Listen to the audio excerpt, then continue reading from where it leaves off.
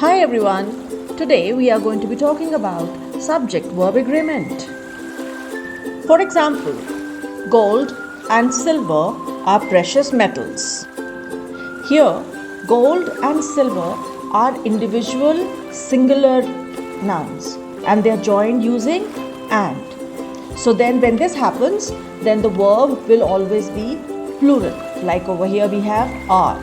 So the sentence becomes gold and silver are precious metals. But what if both the nouns suggest the same idea and they're also using and? Oh, that's simple.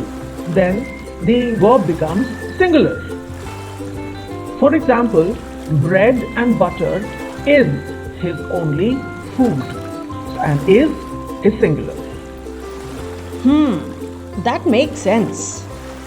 But if words are joined to a singular subject using with or as well as, then also the verb will always be in the singular.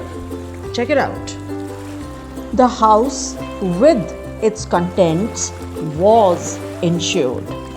Or Sanskrit as well as Arabic was taught there. And if two or more singular subjects are connected by or nor, Then, my dear, the verb will be singular. hey, either you or I can only continue. Better be you. Bye. Enjoy. Wait, what? Hey, wait for me. Bye, guys. Catch you later.